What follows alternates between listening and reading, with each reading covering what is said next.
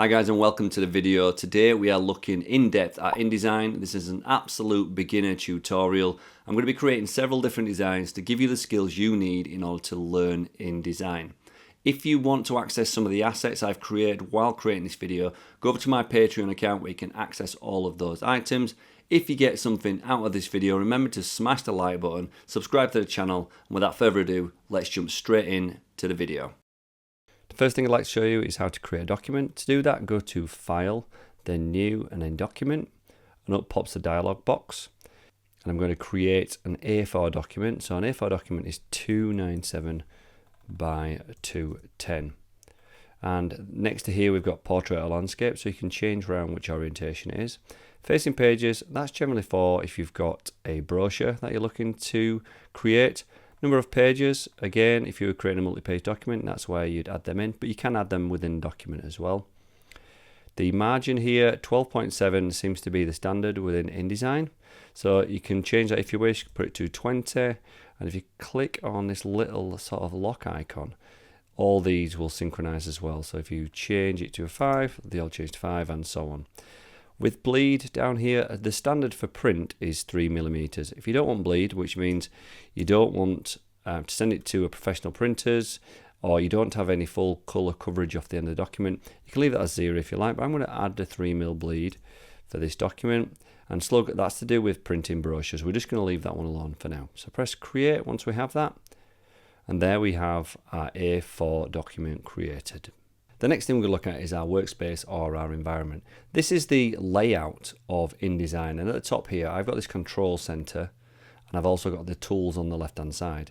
To the right I have some of the common panels that I use on a daily basis. To activate these panels, all we need to do is go to Window at the top, go to Control, and that will bring up this control panel at the top. And same with tools, so the tools on the left hand side can be found in tools. There's two ways to look at tools. It's got a little drop out icon, turns it into a singular or a double sort of column. The things on the right hand side can be found in a window as well. So elements like color and gradient, which I've got open on the right hand side, they're also in there. Things like paragraph styles and character styles, they are in type, so you can go and select those in type. And when you come to familiarize yourself with InDesign and you use these different things all the time, you can set yourself a workspace. You can also find different workspaces under the Window tab. If you go up to Window, go to Workspaces, you'll find different workspaces in here. So you can select some of these workspaces and it'll change some of the layouts. So just go through and have an explore of the different workspaces. You might find that some are more suited to your working needs than others.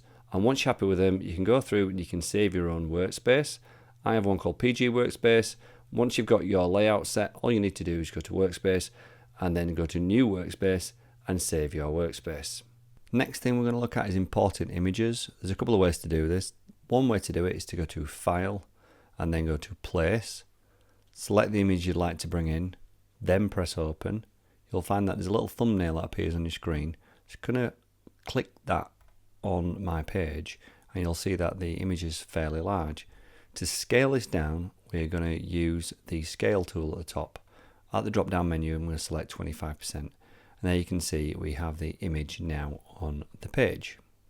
The second way to do this is to create a frame using the frame tool. So go to the frame tool and drag a rectangular box. We're going to go and do the same thing again, File and then Place.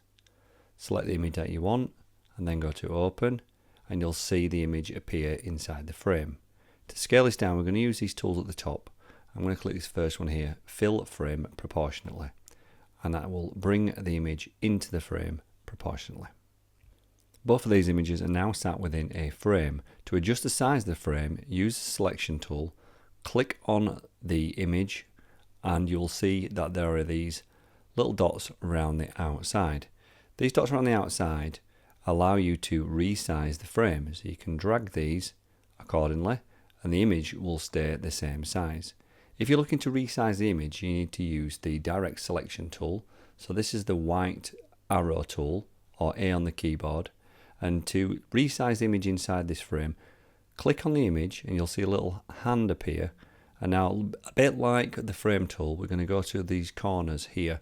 Now remember to click Shift on your keyboard and then drag to constrain the proportions of your image. If you want to move the image inside the frame, you can drag that around like that and the hand will move the image.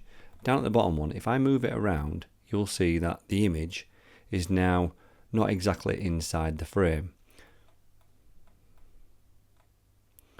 If you wanted to get the image back inside the frame proportionately, change to the selection tool, click on the frame rather than the image, and then double click on one of these corners. And then that will make the frame the size of the image. To change the size of the image and the frame at the same time, you can do this by pressing E on the keyboard, and you will get this tool here, which is free transform tool. And you can go to the edge, and I like to press Shift again and then click the image and the frame, and they'll both scale together. If you find you want to rotate the image, you can also do that at the top in the control section. So using the selection tool, select the image and then go to these rotate tools here. So press that for 90 degrees and then again for 90 degrees. Just going to bring that into the center. If you want to flip the image, much like we did rotate, these tools here just below the rotate will help you to flip the image as well. The other way to do this, it would be to use the selection tool, click on the image and then press the R key. And once you've got that pressed, you can then click and drag and you'll be able to rotate the image, just like that. Another way to rotate the image, up here next to the rotate tools, is this rotate angle here. And you can put it back to 0 like we had it, or you can change it to 30 degrees, 45 degrees, or any numerical degrees that you might want. The next thing we're looking at is the type tool, but before we start we need to make sure we're in normal mode rather than preview mode. This just means that we can see the boundary boxes of our text boxes. If you have just selected the background, you can press W and it'll cycle through, or you can use these little sort of tools here at the bottom of the toolbar. So we're starting with this image of a coffee, and we're going to create a text box by clicking on the type tool and create a box underneath. Just click and drag a box. I'm going to add the title Brewed to Perfection.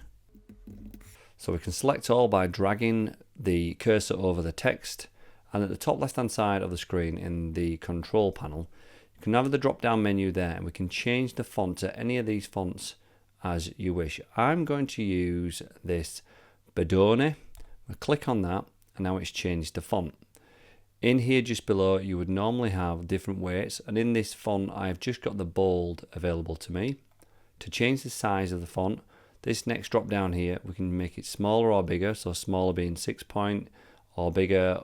I'm going to change it to 24 because I think that works well. With it still selected, I'm going to go to the middle here and go align center. You can align it left, right, center. So I'm just going to go center. Over here on the left hand side as well, I'm going to add some character space in, maybe about plus 25. That's going to add a bit of space between the characters. And if you want to change it to capital letters, there's a couple of ways to do that as well. You can do all caps there, or within type, you can go down to change case. You can also change it in here to uppercase, lowercase, title case, or sentence case. I'm just going to leave it as it is though. I'm going to change the size of the text box by clicking on the text box with the selection tool, and one of these boxes at the bottom I'm going to drag upwards. Now it's time to create the other text box now, so get the text tool again and draw another text box. And in here we're going to go to type, fill with placeholder text, and it's filled with some dummy text there. Like before, we can change the font size and we can change all the sort of parameters up on the top left. We can also change things like character spacing and leading as well. But what we're going to do is going to change the box into a 2-column box. So with the selection tool, click on the text box, go up to the top, and you'll see here you've got columns. So now I've changed that text box to 2 columns. Just going to make it slightly bigger and add a few returns in here. And then we have our newsletter style layout created using the type tool. If If you wanted to create a document with lots of different pages, with lots of different text boxes, here's how you would go about it. Go to File, New. We're going to create an A4 document, 210-297, portrait, 20mm for our margins and 3mm bleed. Click Create. Here we have our document. Create a text box. Click and drag. Now I'm just going to make a small text box and paste in some copy. So I've pasted in my copy, and here you'll see this little red icon at the bottom right hand side of the text box. That means there's too much text in the text box, so we need to create another text box for it to go in. So there's a couple of ways you could do this. You could go to another text box and drag that, and then what you can do with the selection tool is click on the red dot, click on the next text box, and that links two text boxes together. Another way to do that, let's go to another page. So use your Pages panel, go to Window Pages, and you'll see this Pages panel. I'm going to create another page, and now what I'm going to do is create another text box automatically. So go down to the bottom of this text box here where the red dot is again, click it and you'll see the icon changes. I'm going to go to the next page and I'll click on the top left of my margin, and it'll create the text box automatically. I can go ahead and I can continue to do this on 4 different pages by linking my text boxes using this little red dot at the bottom right. So click on that red dot, go to the next page, click it, and then I can do the same again because it's still too much text. Go to page 4, click it, and it adds the text box automatically. If you are creating a document which is just text heavy and you want automatic text boxes, just go and create a new document, 210-297, and make sure you've got this primary text frame checked. Same as before, margins are 20 and bleed is 3. Click Create, and rather than having to create your text boxes on each page, it's automatically created a text box on your first page. Double click to go inside it, paste your text inside, and here on your Pages panel, you will see all the pages start to create automatically. It's a really simple way to create ebooks or newsletters. The next thing we're looking at is adding character styles and paragraph styles to our text. To access these, we go to Type, go to Character Styles and Paragraph Styles. And I've just got the document we were using earlier with automatic text boxes. I've added some new text. I've now got about 11 pages. I'm going to format this text. So what I'm going to do is select all. I've double clicked into the text box, Command A will select all of the text. I'm going to change the font now to Times. I'm just going to type in there Times, and a popular one is Times New Roman Regular. So I've added that, and I think 12 point is a good standard. I'm going to change the line height. I'm going to add 18, and the character spacing is going to remain the same. Now what I need to do now is go to this plus icon in Character Styles and press Create New Style, and I'm going to double click that, and inside there I'm going to change the name to Body Copy. On the basic character formatting, you can see that it's picked up on the leading, but it's not picked up on the character size. So I'm just going to go into the drop down, reconfirm that, and I've got the font style I'm going to have as regular, and we don't need any kerning or anything like that or any tracking. We're just going to leave that as 0. And case we're going to have as just normal, and I'm going to press OK.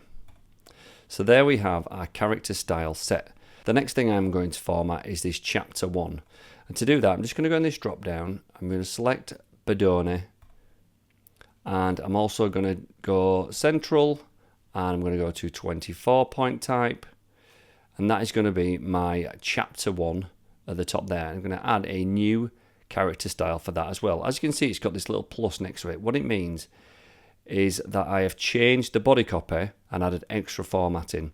So all I need to do now is press plus, double click it, go into basic character formatting, and as you can see here, it has taken that formatting and added it to there. So I'm just going to put in there chapter and press OK, and now I've got my chapter as a character style. So if I wanted to switch back and forwards between different styles, I can highlight the text, then go to body copy, then go to chapter. The next thing I'm going to do is do the chapter title header. So I'm going to highlight that. I'm going to have that as bold. And then I'm going to increase the size somewhere in between That's how I would like it. I'm going to go to center, and then I'm going to add one that's called title. So press new character style, double click on there, title. In here we've got Times New Roman bold, 18 and 18 leading. Press OK. I've now got a title as well. Next we're going to create our paragraph styles for each of these three elements. So first of all I'm going to do the body copy. I'm going to drag that and highlight it, go to the plus button, and on paragraph style 1 double click, I'm going to put body copy. Then I'm going to check through to make sure we've got the basic character formatting right. So 12 point type in size, 18 for leading, and make sure that you've got your arrangement to left if it's going to be readable text. Go to OK. Next let's do the title. So again, highlight it, plus double click title, and then we will go into basic formatting, 18 point with 18 leading, and then we will go to indents and spacing, and that needs to be centered because that is centered. Press OK. And then next time is the chapter, highlight, press plus, double click chapter, and make sure the basic formatting is correct. So 24, indents and spacing is center. That's fine. Press OK. The next thing we really need to do is we need to reset all of the text so it's just got some basic formatting. So select all, go to basic paragraph, and then go to none down there. So when we come to add our paragraph styles, we double click that and go to chapter. It will bring in the correct style. The other thing that we can do is we can add a shortcut to each of these by double clicking on the paragraph style, go to shortcut. I'm going to go option 1 for that shortcut, and then for this next one here I'm going to click on title. It's going to bring it into the middle up. I'm going to go and double click on that, go shortcut option 2, press OK, and then for our body copy do exactly the same thing, double click, and I am going to do option 3. So now what we really need to do is go through and highlight all our body copy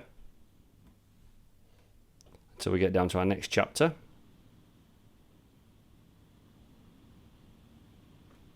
Get to there. We can go option 3 and it adds that formatting. We're going to hard return here to add our next page. Brings us down to our next page. Option 1, then option 2. Highlight our text. Do the same again.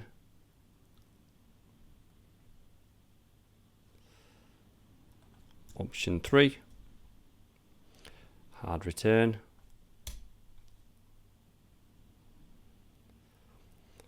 And then chapter 3 is option 1. Title is option 2. And so on and so forth. That's a quick and easy way to format quite a lot of text within InDesign, and that's using our character styles and our paragraph styles. In this part of the tutorial we're going to be focusing on pages, and we're also going to set up this square brochure. To do so we need to go to File, New, Document, and I'm going to set up a square brochure. Choose millimeters from the drop down menu and create it as 210 millimeters by 210 millimeters. Click Facing Pages, and then we're going to add 4 pages. Everything with a brochure, if it's facing pages, needs to be divisible by 4. We're going to start at 1, columns 1, leave gutter alone, and in margins here I've actually got this set up as I want it already, so I'm just going to quickly show you margins. So margins, I'm going to have 25mm top and bottom, and uncheck this little lock icon here, and then put 12.7 in that one, 12.7 in that one. So my sides are slightly different to my top and bottom.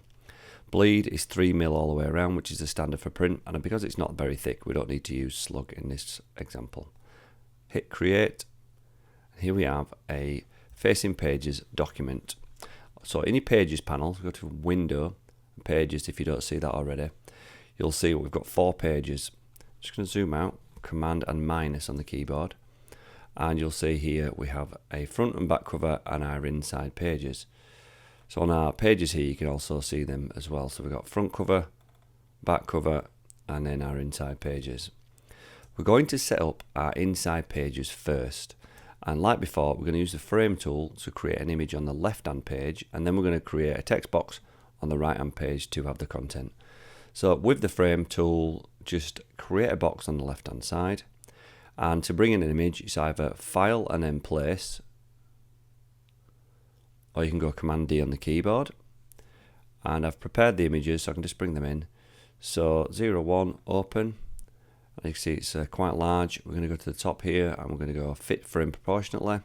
And it's now got the image inside the frame. On the right hand side, we're going to do the text now. So grab the Type tool, drag a box at the top, and we're going to add the word title. I'm going to change the font to Bodoni again. I'm going to increase the size to 24 and go center. Slightly bring that down.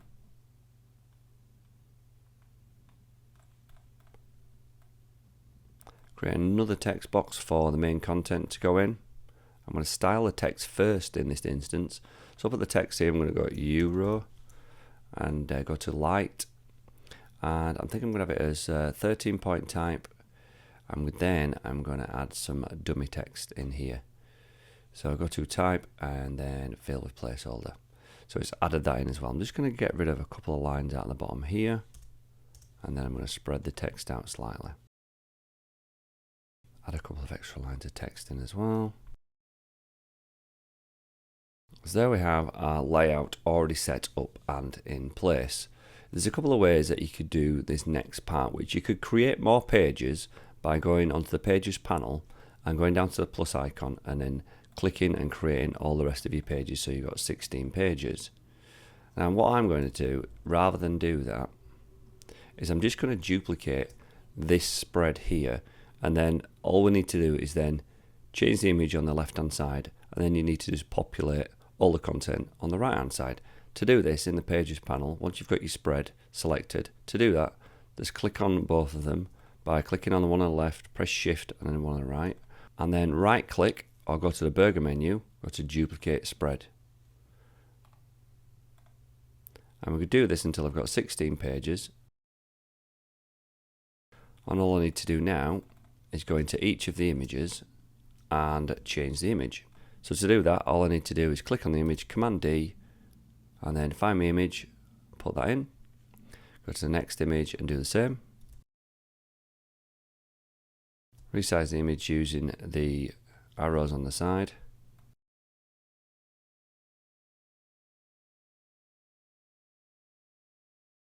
So as you can see, we've now got all of our inside pages set up as a template, and all we would really need to do is go through, change our title and drop in our copy for each of the individual pages. For the front cover, we're just going to add a full colour solid background.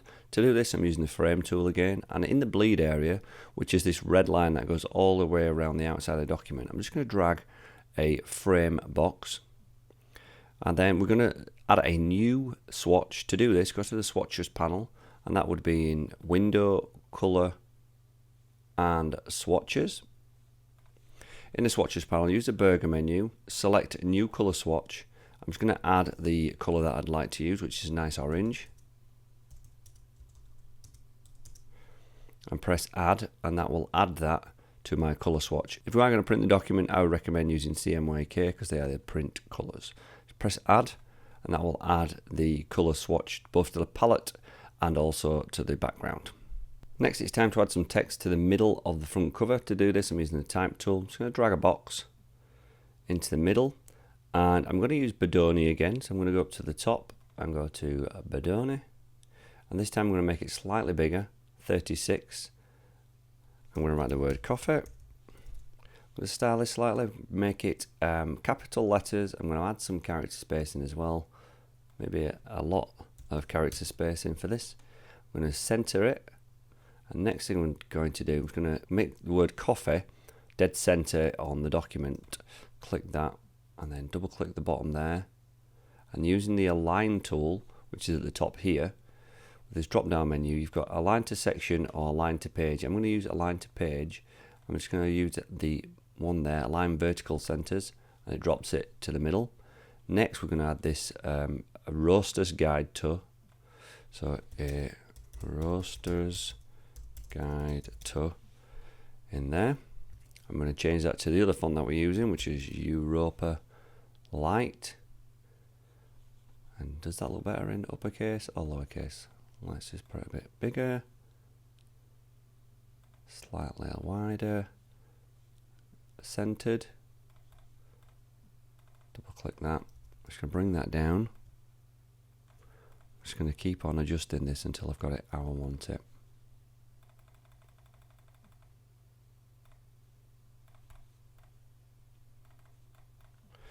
Now I'm going to group these two together by pressing Command G and having both boxes selected. Now that it's grouped, I can then align that to the center so that it goes exactly in the center. Next thing we're going to do is add the logo to the bottom using the frame tool. Just going to add a box at the bottom there. Command D. I'm going to go to Bean and Bros logo, which I created.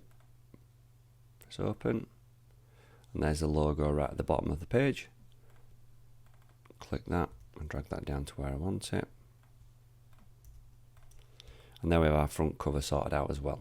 Right, it's time to create the back cover as well. So I'm just going to copy and paste the logo from the front cover. Go to the back cover and press paste. Now let's get this into position as well using a line. And then I'm just going to drag it down and just have it below that margin line. And just in the center there, I'm just going to add some kind of social media tag, which is at Bean Bros NY. Change the font. Europe, lock it into the middle, and then increase the size of that maybe up to 18. And to center that again, double click on that bottom there, and then we use a line. We centered that as well. The next thing we're going to look at is adding page numbers to our brochure. So in this A parent section here of our pages panel, we're going to double click that. And in here is almost like a master page to each of these. So if we were in here and we wanted to change where our margins were, it would affect each of the different pages. And also we've got an opportunity in here, in the parent, is to add stuff like page numbers or folios, and they will be added to every single page within the booklet. Let me show you how. So let's just start by adding a page number to the bottom left of our page. To do this, use a text box.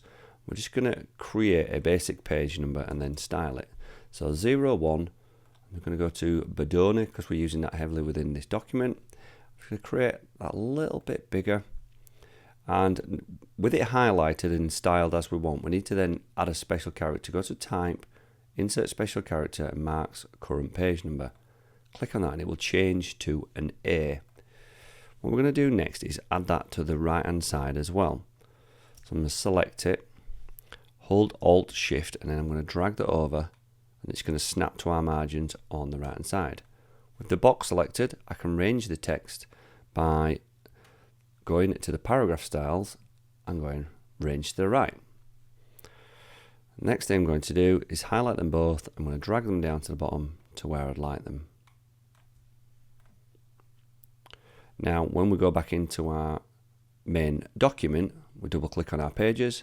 So you can see all the page numbers have now been added to each of the individual pages. You didn't have to do it manually, it's just adding those automatically. Also, if you move any of the pages, by holding Shift on the keyboard and then clicking both of the pages, you can then move your pages around, and the page numbers are also then relative to where they need to be within your document. If you're unhappy with the pages and you want to delete those, all you need to do is go down here to delete selected pages. But do remember that if you're going to send it to print, you need it to be divisible by 4. So you need something like 4, 8, 12, 16, 20, 24, and so on. If you want to download a copy of this brochure at any point, please go over to my Patreon account. I have now a Patreon account where you can download all the different tutorial assets that I create on my channel. Let's make a start by creating the document. Go to New File, and we're going to be using pixels for this, and we're going to be going 1920 by 1080p because it's a screen document. Make sure facing pages is not switched on. I'm going to go to one page, and we're going to have 3 columns for this presentation layout.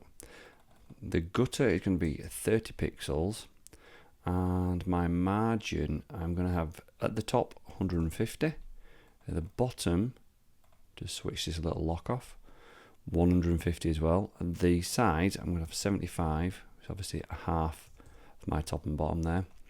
For bleed, I don't really need bleed, but I'm going to add it anyway because I like to be able to have a little bit of extra space outside the document. So I'm just going to have 10mm of bleed, and as it's not a brochure, we're going to not use slug at all. So once we've got all that in place, a 1080p presentation document, I'm going to press create. So here's our document. If you don't see these 3 columns, press W on your keyboard and you'll toggle through this normal mode and this preview mode. We're going to be using the layers panel, we're going to be using the pages panel. So go to window and activate those in there. So we've got layers and pages. The first thing we're going to set up is layers. And within layers, we have this plus button here, and I'm going to create 4 layers for this document. So go ahead and create 4 layers. And on my layer 4 at the top here, I'm going to change that to folios. I'm also going to create the next one down, which is going to be guides. The next one is going to be content. And the back one is going to be background solid. Once you've got your layer set up, if you needed to reorder the layers at any point, you can drag those up and down to change the order of the layers. I'm just going to make sure my background solid is right at the back. So anything that's at the bottom is further into the background. Anything that is at the top is further at the foreground. I'm going to move my guide up to the very top, and it's going to be guides, folios, content, and then background. So within this presentation, I'm going to create some folios. Now, folios are what appear on every single one of your pages. We're going to do this in the parent master here in the pages panel. So I'm going to double click that, and I'm now, once it's blue, inside that parent master, and we're going to add 3 columns with different things inside those. The first thing we're going to create here is a text box, and within that text box I'm going to add a little copyright symbol and my name. So we're going to style it first, go up to the top, I'm going to type in Euro, and I'm going to use Europa regular. Click on that and go for 24 styling to begin with. I'm just going to write my name. I'm going to add a little copyright symbol at the beginning of the text. To do this, we go to type and go down to glyphs, and in here you can type in copyright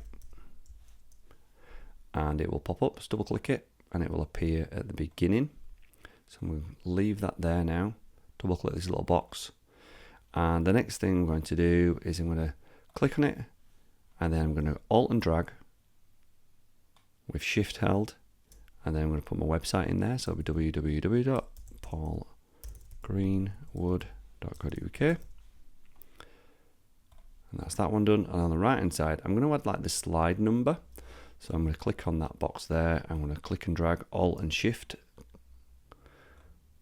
and then I'm going to arrange it to the right. So that is Shift, Command and R on the keyboard. Double click that. I'm going to go to type, insert special character, marks, current page number. So no matter what slide I'm on, the page number is going to appear. Okay, I'm going to move those down so they're about halfway between the bottom of the document and this bottom margin line here. Now we're going to create a line. So go to the line tool.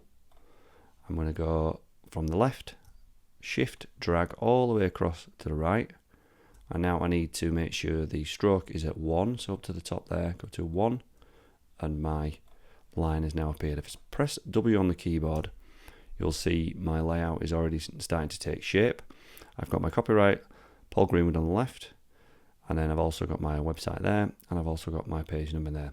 So now when I go back to my first page, you will see that my page number becomes 1.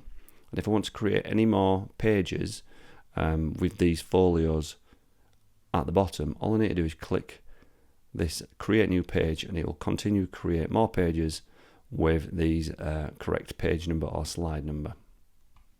The next thing we're going to do is add some additional guides for our layout. To do this, we're going to go back into our A parent and we're going to double click that. And now that it's blue, we're inside there. And what we're going to do next is click on our guides at the top. Make sure the little pen icon is in that one there. I'm going to lock these other 3 layers so we know that we're working in our guides layer as well. So we need to go to layout and then create guides. And in here, make sure preview is pressed because it makes things easier. Now, we can either have it fitting from the page edge or we can go from the margin edge. The margin edge is this kind of pink purple boundary box here. And I would like to have 6 columns. So I'm going to go into 6. Then I'm going to match my gutter with the page setup, which is 30. Press tab and you'll see that these other guides now appear. Now I'm only going to do columns rather than our rows. So I'm going to click OK. Once I've clicked OK, you'll see that I've got these guides available in this top layer here. So I can switch these on and off depending on if I need them. They're quite handy when you're creating like pictures and you want to add a box on our layout. Let's go back into our main page and we can't actually edit these guides now because they're not available to us unless we're in our A parent. If we go into A parent, we can actually drag them around. So undo that, Command Z. Now if I lock them off as well in there, I can't edit them at all as well. Let's go back into our main page and continue with our design. The next thing we are going to do is add a background solid to our page. To do this, we are going to uncheck this lock symbol on our background solid. Make sure we've got a little pen icon there on the background solid. We're going to be using the Swatches panel, so go to Window, Color and Swatches for that. And we're going to also be using the frame tool. So grab the frame tool, go up to the top left in the bleed area and drag a box all the way down to the bottom right. So we need to make sure in our swatches panel we have our fill color selected rather than our stroke. Stroke is the outline, fill is obviously the color of the box that it fills. So to change the color, you can select one of these default colors like cyan, magenta, yellow, red. If you don't want any of those, we could also create our own colors. So go to this little burger menu, go to create new swatch, and then you can add whatever color you want in there. So if you wanted to create a nice orange color, you can drag these sliders up and down. So I'm just going to create a nice orange color, so 10, maybe about 45, and then 100. Once you're happy with the color, you can click add or OK. So I'm going to click add, and it's added that swatch in there. If I wanted a slightly lighter version of that, I could take the cyan out, just bring that down to maybe 25. Add another color and so on and so forth, so you can add as many colors as you wish. Now that I've added some colors to my swatches panel, I've decided I'd like to add a logo to my folios. To do this, I'm going to go back into my A parent. I'm going to lock the background layer and unlock the folios. I'm going to drag over my copyright and Paul Greenwood, and I'm just going to drag in my logo and resize that.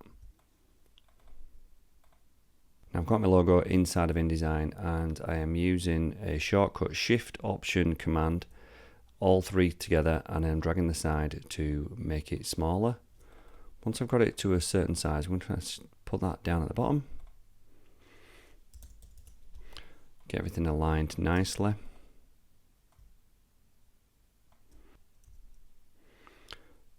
And now my logo appears on all the different pages I'd like.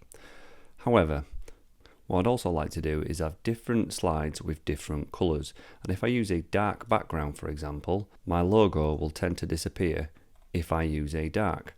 So to compensate for this, what you can do is you can create another A parent. Right click on it, click duplicate, and within here you can create a white version, so a white out version of the same design.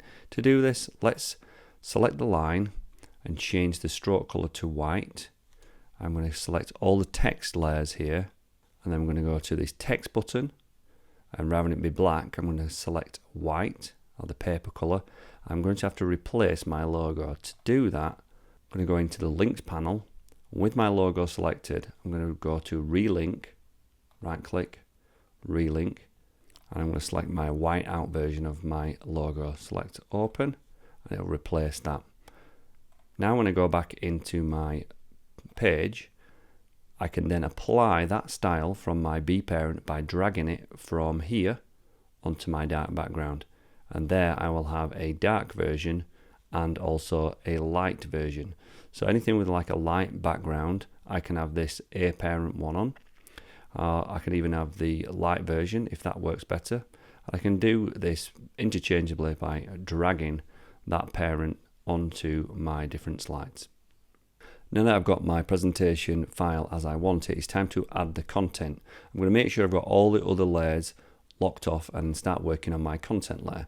So I'm going to unlock that. I'm going to start adding the text boxes and images how I would like those.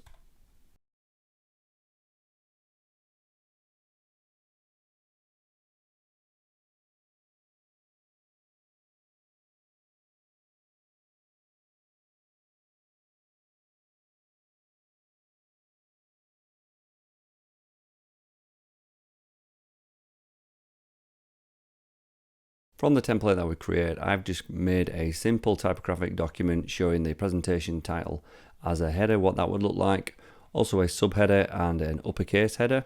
This is also what my standard text would like, so it's not sort of death by PowerPoint.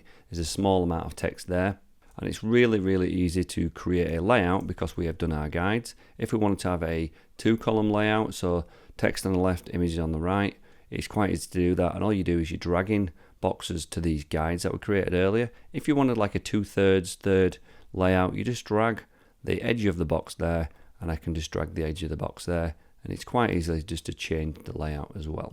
At any point you want to change the background color, all you do is go to your background color solid, select it, make sure you've got your fill color selected, and you can go ahead and you can change the color of that as well. As well as being able to create a really easy layout, you can add a full size image to the background, click and create new page. There you have your new page. Use the frame tool, drag a box, import your image. You can drag that in. Let's make that slightly bigger. Let's resize that. As you can see at the bottom, we've got our folios also included. If they don't really work on your image, you can change the folios to your dark if you wish by dragging that on. Or if you don't want them at all, just go to your none at the top of your pages, and then you have your full background image as well. In this part of the tutorial, we're going to take a deeper look into colors in InDesign. So first of all, let's create a color. To do this, we need our swatches panel. Go to Window, Color, and Swatches. Here we have our swatches panel. To create a color, all I'm going to do is go to this burger menu here, go to New Color Swatch. I'm going to create a color swatch in CMYK, and we're going to create a purple color. So I'm just going to reset those colors, and then we're going to bring magenta up to the top. I'm going to slide the cyan up to about 60, and then we have our purple color. I'm going to click Add, and then Done. That's now added that color swatch to our swatches panel. Here on the screen I've got 3 boxes. So on this top left box here, I need to make sure I've got that selected, and then up at the top of the swatches panel we've got 2 ways to add colour. So we've got the fill colour, or we've got the stroke colour. Now a fill colour is the colour inside, and the stroke colour is the outline of the frame. So I'm going to select the fill colour, and then I'm going to add the fill colour to be the purple we've created by clicking on that. And I'm just going to change the colour of the text. So we can now see that's 100% purple. We're going to create a tint swatch now, which is 50%. To do this, we select our colour swatch, and then we go to our burger menu and go New Tint Swatch. And in here, it gives us a percentage value. I'm going to go down to 50%. I'm going to click Add. And while I'm in here as well, I'm going to do a 10%. I'm going to click Tab, and then press Add again. And I've now got both a 50% swatch and a 10% swatch. So click on the top right box, make sure we've got a fill in the foreground.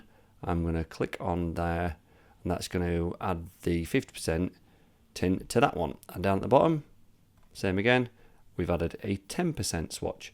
When working with text inside frames, there are 3 different elements that we need to consider. We've got the frame color, which is this fill color here, and we've all got the stroke, which is the outline, and we've got the actual text as well. And these 3 states can be seen up at the top of our swatches panel. So when we select our frame, we can see that the fill color is yellow, the stroke color is red, and the text color is black. Now to change the colour of each of these, it's fairly simple. We select the frame. If we want to change the outline colour, we need to make sure the stroke is in the foreground. We can toggle between these by clicking between them. If we want to change the outline colour, we just change to a different swatch. The fill colour, let's change it to a tint. And then for a text colour, slightly more complicated. There's two ways to do this. We can double click the text and then change that colour by clicking a different colour, or click on the frame and go to this little T icon here, which is formatting effects text. Click on that, and then we can change the text as well to a different colour. We can also toggle using J between the fill colour and stroke and the text colour as well. We can also have text in full colour like we've got here. So if I double click that, you'll see we've got text as black. And this next one, if I double click that, you'll see the outline colour is black, and we've got this sort of no colour in the fill colour.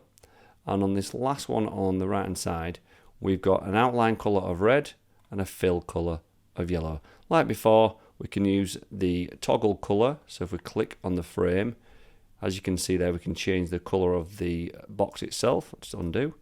If we click on this T, we can start changing the colour of the fill colour and the outline colour as well. When using colours as a designer, there's a couple of things that may come in handy for you. So if you're working in CMYK, generally that is for print. And if you're working in RGB, generally that is going to be 100% using screen and not ever using print.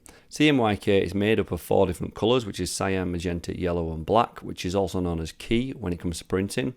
And each of the colours are made up of different increments of the different 4 colours. So for example here in this sort of off colour yellowy green, they've got 20% of that is cyan, there's no magenta, there is 86% of that will be yellow, and there's no black in that at all. RGB colours are noticeably brighter, and that is because it's R for red, G for green, B for blue, plus you've got a light, so a screen that you are working on projecting light through the colours. That's why they look brighter.